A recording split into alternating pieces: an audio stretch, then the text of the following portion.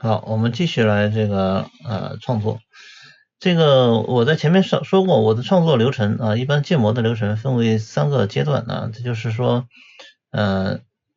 一开始的时候呢，会在头部呢做的比较细一些，然后其他地方你可以看到我是用这种呃比较整体的方法来做的。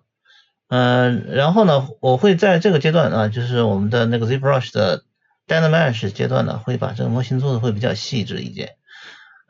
通常来说，Dynamesh 分为2个阶段啊，一个是比较粗糙一点的啊，把整个大型拉出来。那么在第2个阶段呢，我会把这个 Dynamesh 的分辨率提高，提高之后呢，我会雕刻的略微细致一点啊，略微细致一点啊，之后呢再进行拓扑。自动拓扑或者是手动拓扑，之后呢再进行高模的这个制作，把高分辨率模型做完了之后呢，才输出到别的软件里去，比方说那个 Substance 里面去进行这个烘焙的工作。那么在这个3个模型阶段呢，这比较重要的我认为是比较重要的一点，是前2个阶段。那么在前2个阶段里面要解决的东西很多，一方面是最重要的是剪影和这个最大的这个层次。那么在这个层次如果说全部解决之后呢，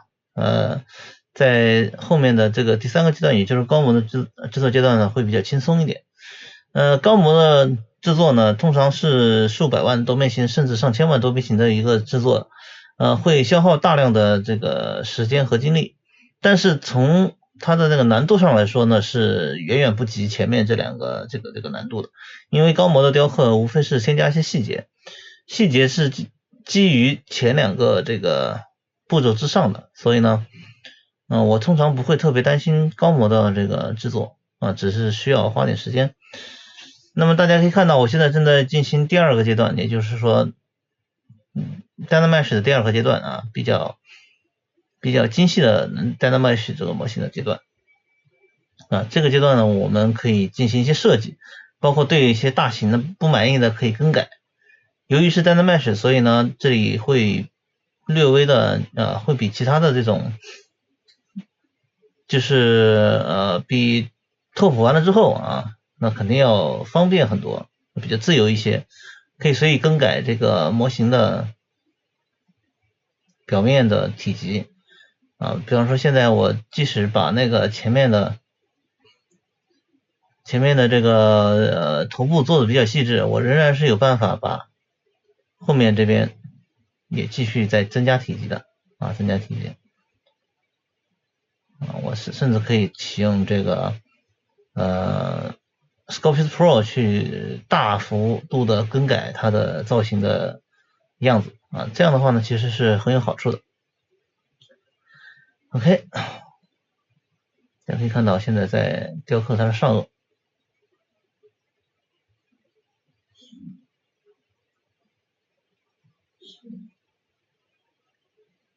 然后这边是毛发和头部的一个对接。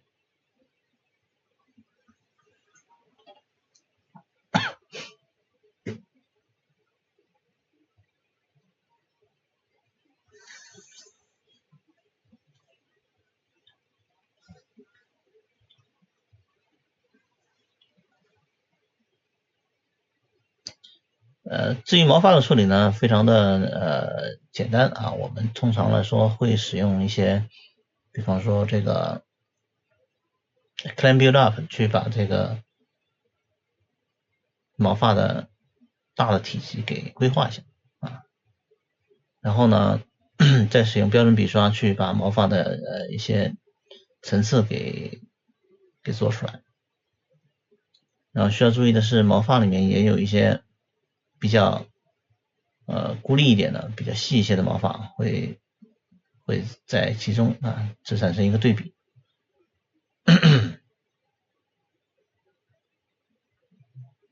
这里再画一些。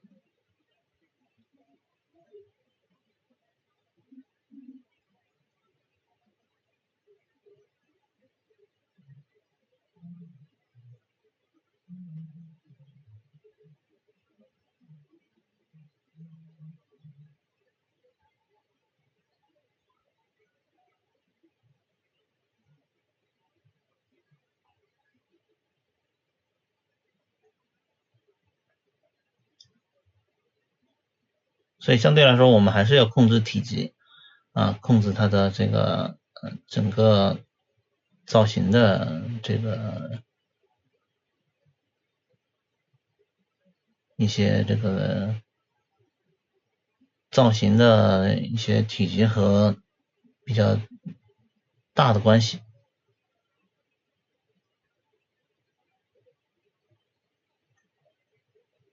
这使用了很多插入式笔刷去调整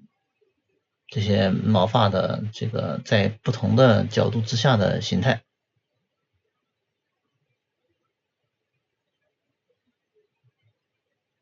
你要注意是毛发不可能是一直是这种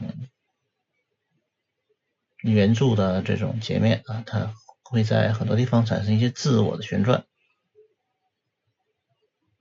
OK， 这是毛发的另外一个部分。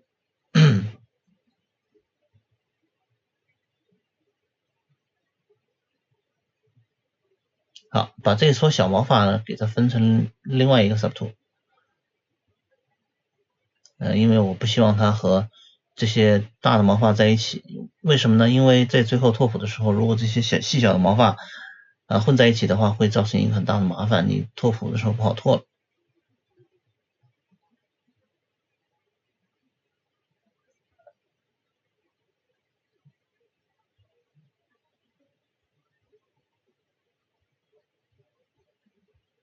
OK，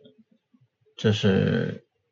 其他的一些部分啊，只需要按照我们原来做好的把它再进一步深入，添加一些层次和细节。当然这个细节并不是说最后的细节，只是说相对于一开始的第一个层次来说，它是一个处于一个比较细微的一个层次级别。那我们可以在这里继续的把一些这个结构呢进行一些强化。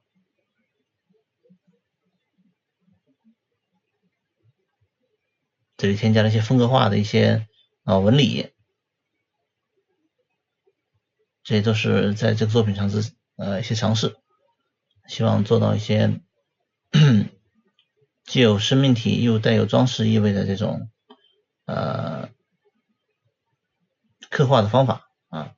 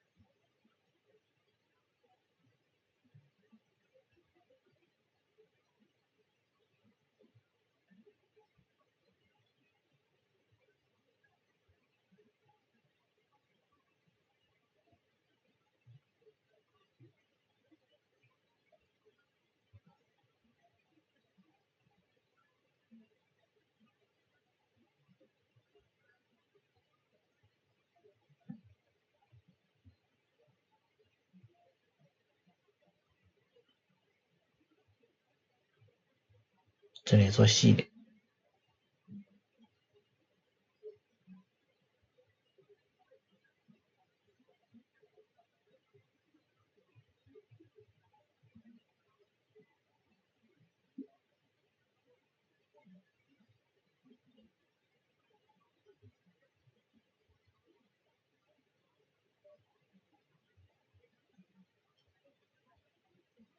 那这里基本上这些纹理和这些线条的处理呢，都是延续了我们刚开始在身体上的那些尝试让它显得更加的风格化一些看上去它就是一个古老的东西。那我们在这个中国的很多盆景和一些这种假山上面能够看到这些复杂的曲线变化。通常也会在一些古老的器物上面发现这些人为的这些曲线。我们根据这个来进行一些作为一些灵感来进行刻画细节啊，这样的话呢会比较容易一些。包括很多国外的艺术家 Alan Williams 啊，他很多时候在很多绘画里面啊，Alan Williams 在这个他的铅笔画里面啊，经常的出现非常多的曲线啊，繁复的那种曲线造型，我觉得都是大家可以启发的和借鉴的地方。这里还有一点造型上的问题。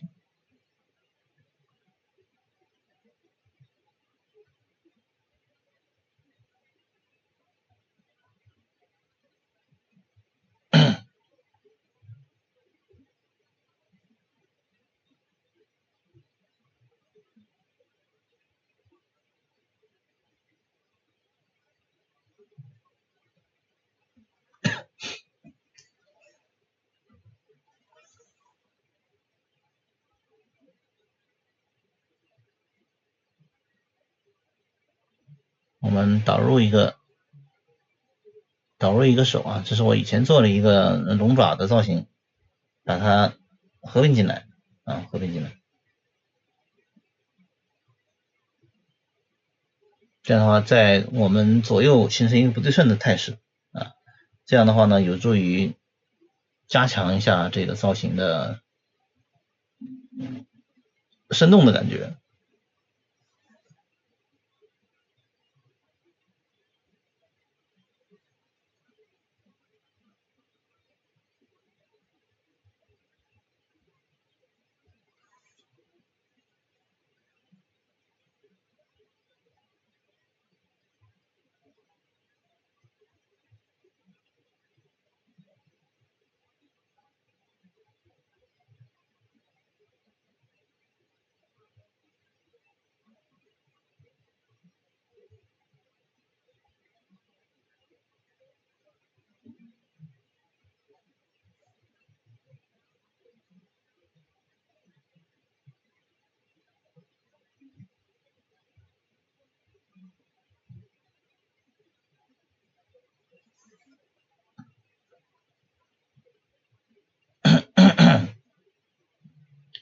啊，这是这云纹的一些处理啊。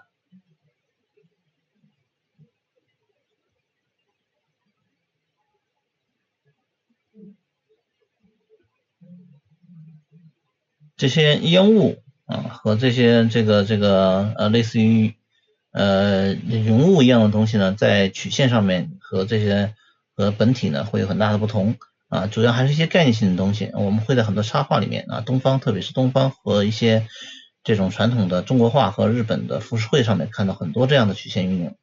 啊，我觉得都是可以进行借鉴和尝试的。所以绘画对我们来说是很重要的啊，很多朋友觉得3D 可能是一个雕塑方面的一些练习，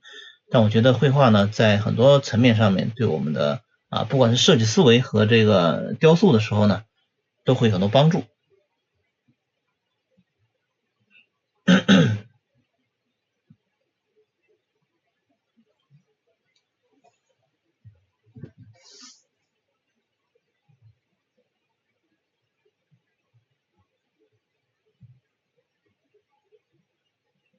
请注意，我现在一直在试图修整这个整个模型的剪影，所以就像我刚刚说的啊，剪影永远是我考虑的第一位啊。你如果是剪影没有考虑好的话，后面其实很多东西都是白费的。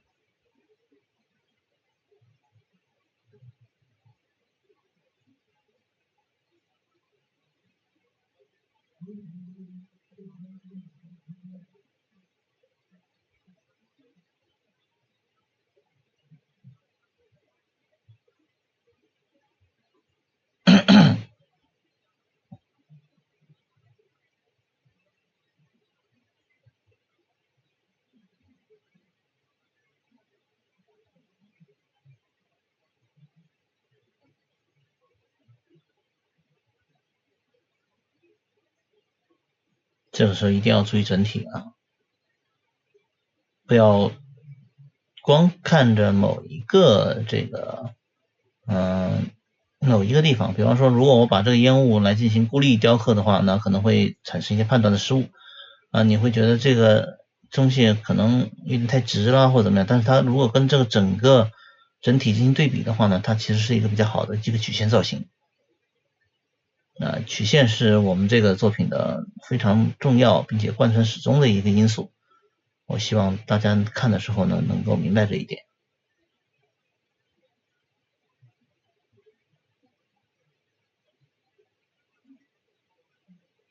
大家看这个造型呢，到现在为止，其实很多地方呢都已经非常接近完成了啊，就是说整体造型呢，其实很多地方都已经做的比较细致了。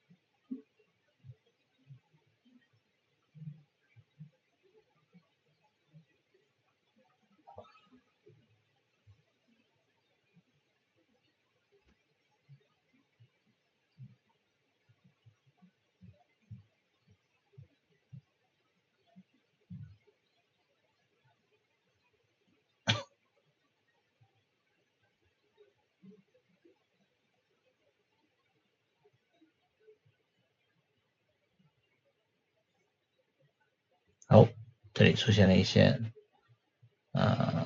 系统崩溃啊，哎，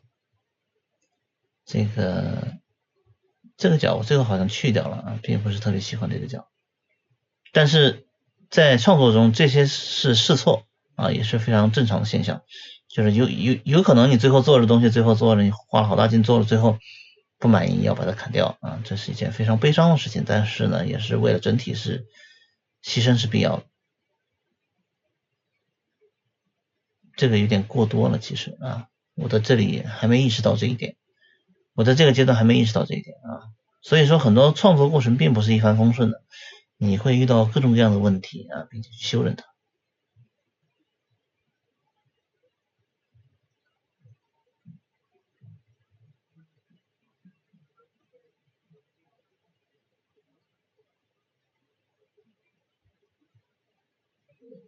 这个你看，这是放下，这是要的啊。很多时候这个并不一定是好的，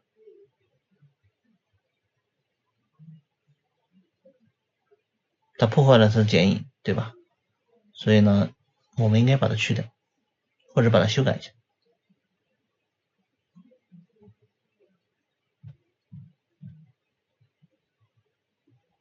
好，现在我们把它修改一下。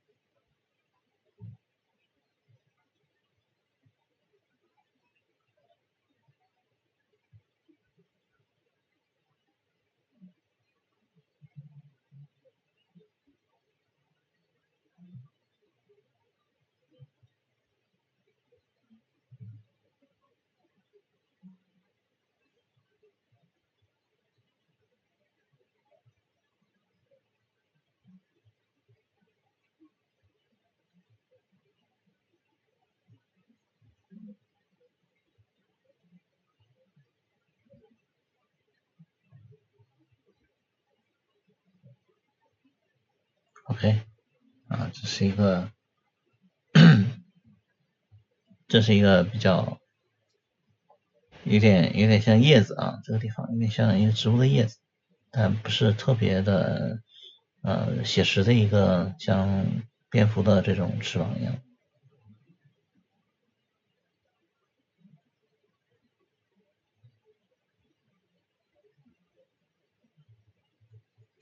注意曲线啊，这里出现的大部分地方都有很多繁复的曲线。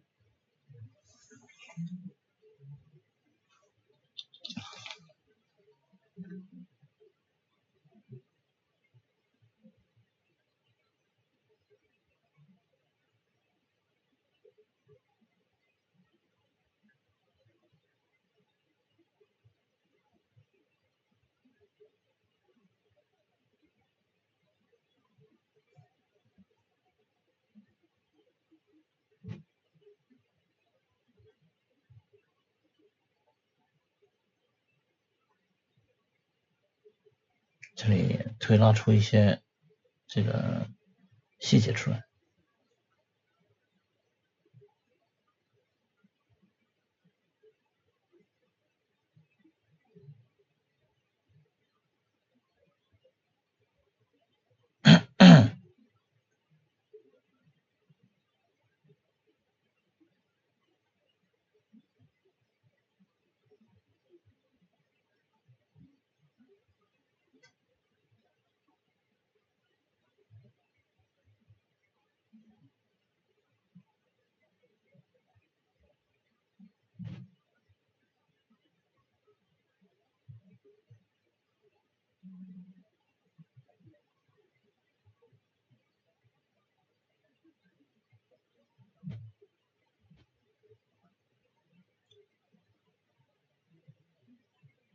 好，我们继续啊。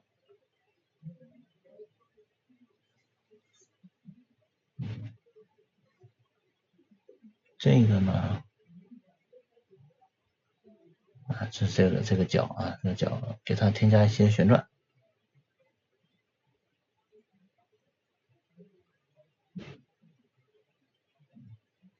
这种曲线之间的互相影响啊，不但可以用在气体上面啊，一些我们刻画烟雾的时候可以用，那在一些角啊，或者是一些你需要一些灵动的感觉的时候呢，可以用一下啊，这也是非常好的一种办法。我们在自然界的这个牛和羊的角上，经常也能看到这种自旋转啊，这种优美的曲线，我相信是大自然给我们的启发。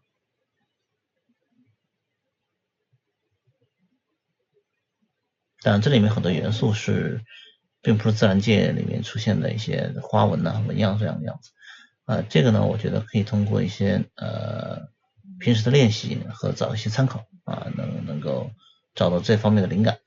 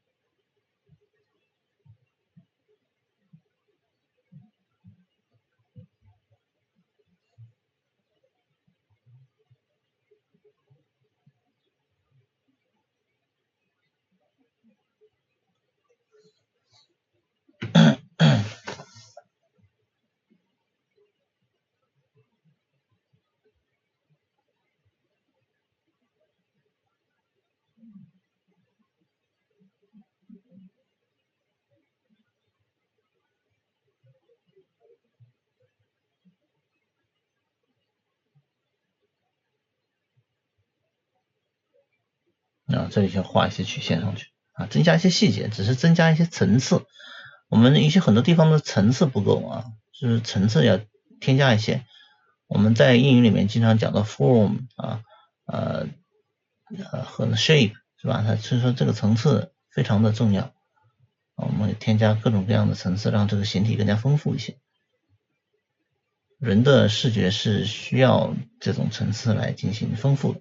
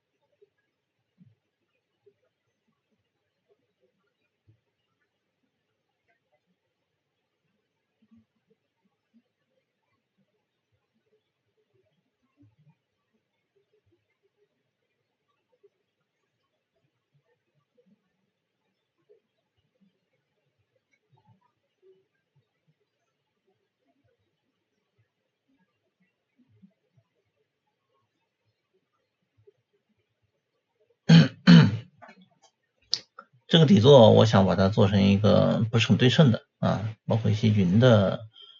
纹样。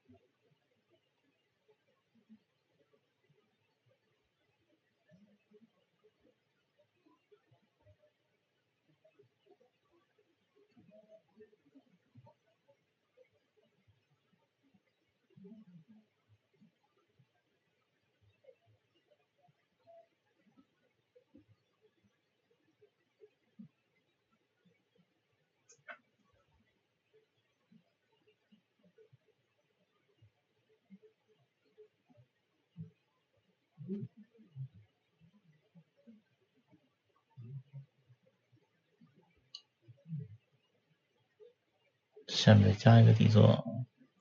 本来是想在下面再加一个底座，这个后来发现好像没有必要。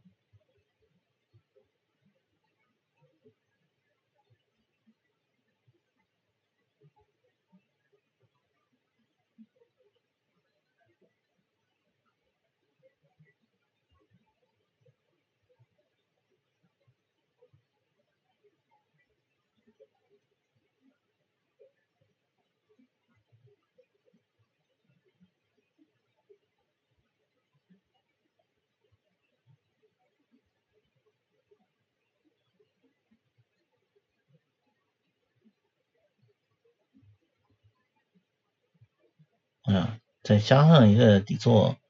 让它厚一点，然后本身那个底座呢不想做的特别的这个规整让它还是一个和上面这个云呢有一个整体的效果。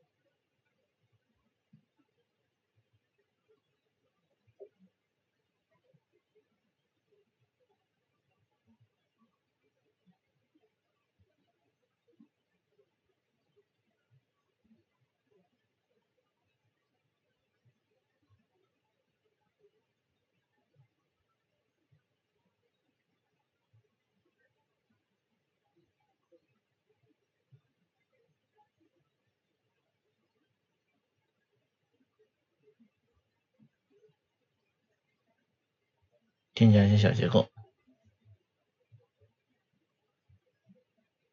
啊，这个头发有很多层次还没做出来。其实大家可以看到，我这个过程其实是同步推进的啊，并不是除了头部之外，头部因为是一个比较特殊的东西，我希望它快速能看到结果，所以它做的比较细一些。那其他地方基本上还是同步的，其他地方呢就是不会出现某一个地方会做完了，另外一个地方还没动这种情况。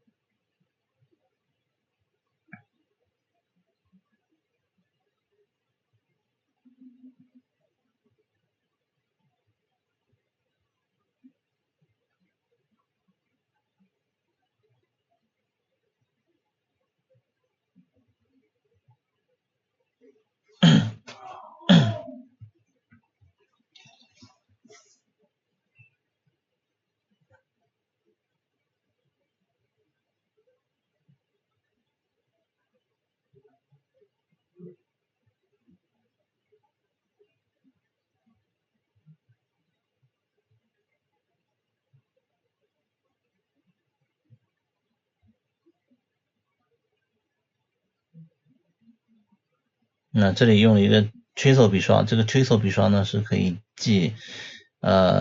配合这个 Morph Target 这个笔刷的这个功能呢，其实是可以做到一些刻画细节的效果啊。这个我在ZBrush 209的这个 Summit 上面给大家介绍过Summit 上面有个 presentation 我前面提到过的给大家介绍过这个笔刷的用法。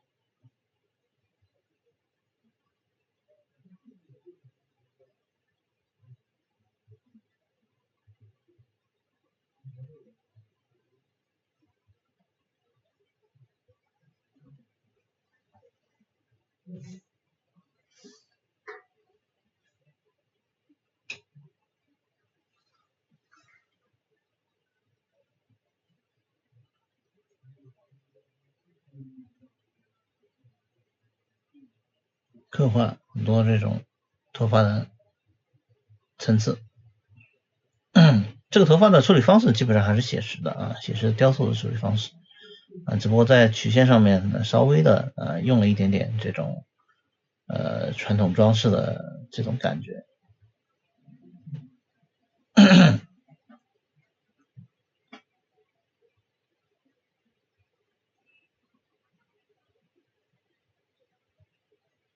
好，把上颚再处理一下。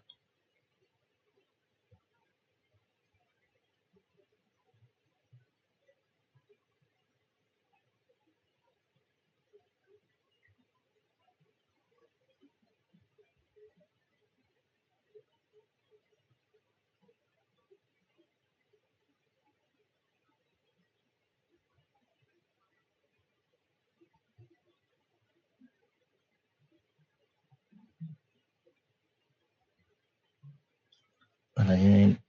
tender mesh。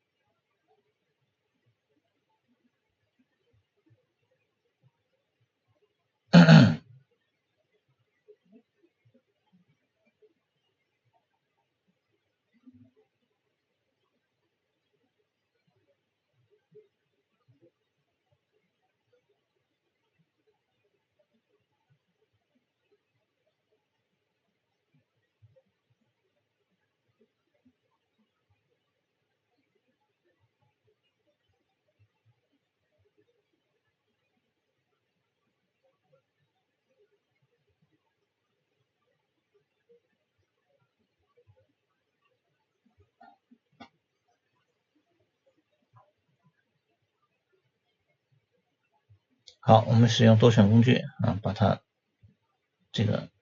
往下，把它嘴张开一点。这样的话，我们可以露出里面的舌头出来啊。我们打算在里面做一个舌头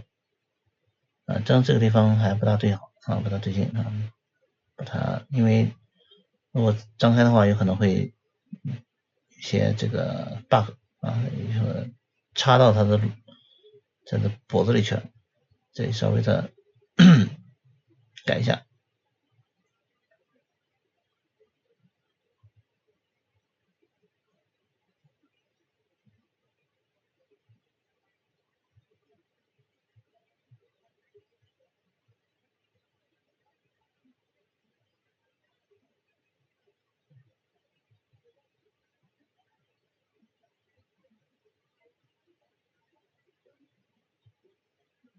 啊，这两个编组。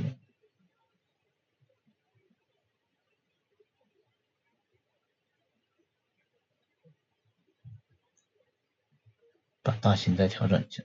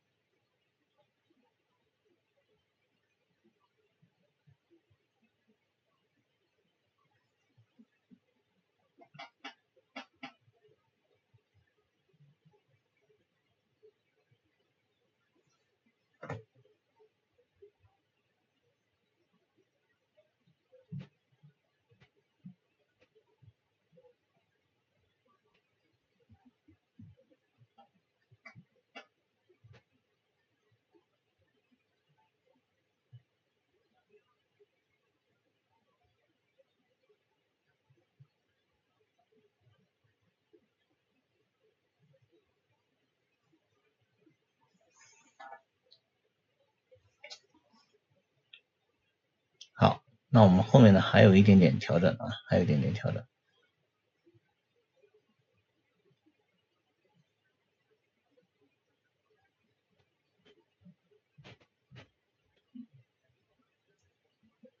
看这一段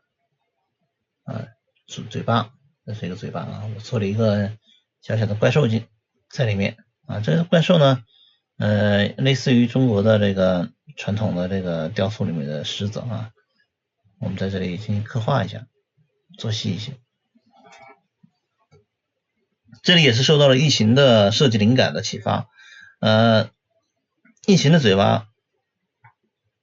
它舌头里面有一个，它舌头伸出来是一个脑袋啊，我觉得这个想法挺有意思的啊。那可能它出来的是一个更加吓人的这个恐怖的造型，那我这里呢出现的其实是一个传统的雕塑啊，一个传统的雕像。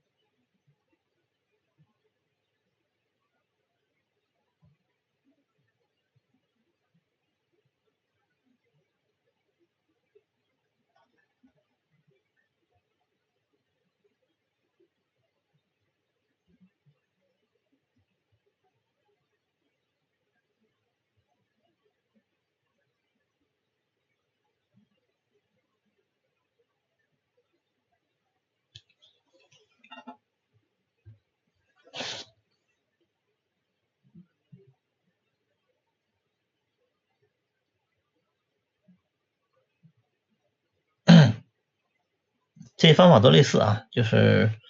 咱们一直在使用同一种方法来进行制作啊，比方说这个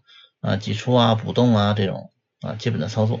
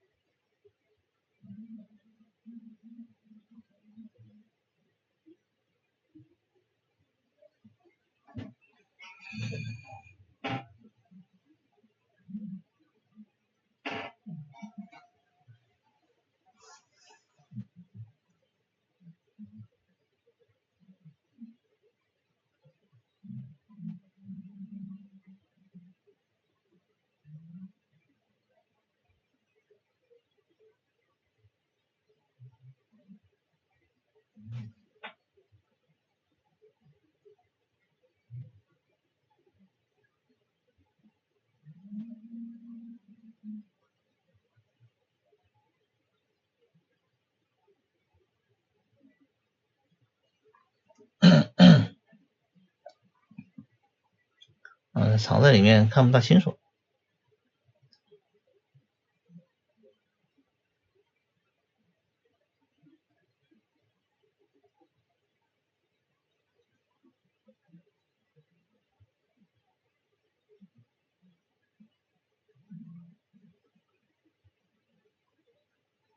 把它分开。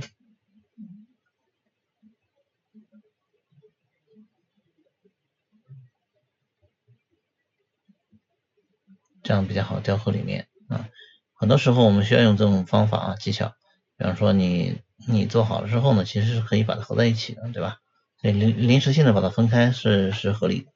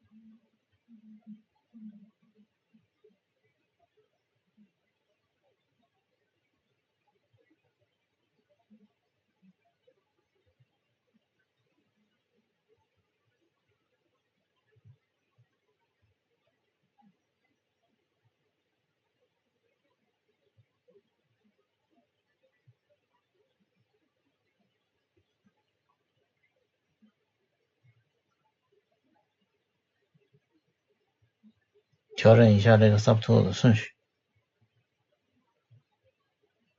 有可能这个对，这里呢需要使用一些透明什么的来观察一下这个舌头的位置。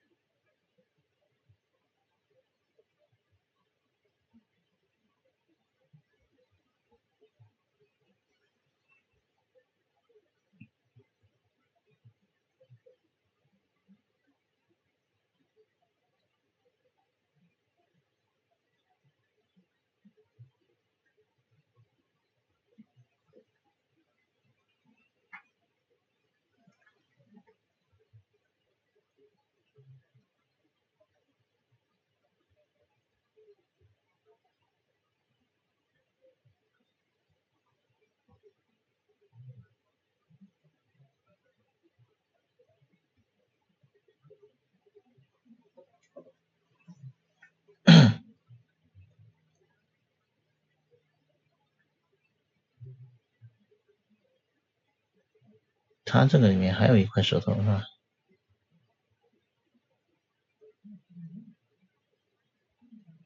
那把这块舌头也做出来。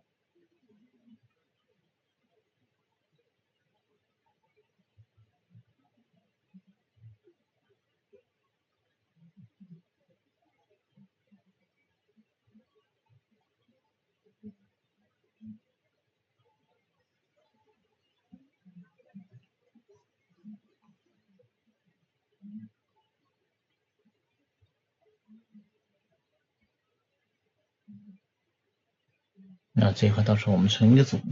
把它合在一起。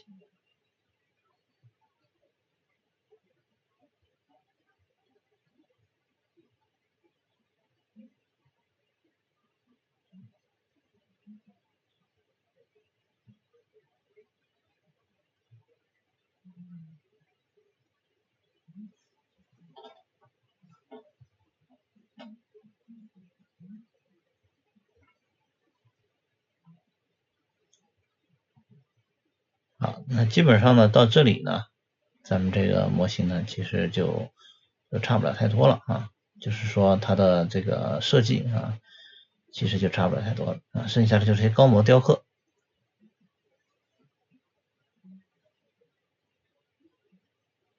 从造型上来看，其实都已经基本上和最后的成品没有太大区别了OK，那这一段呢就讲到这里。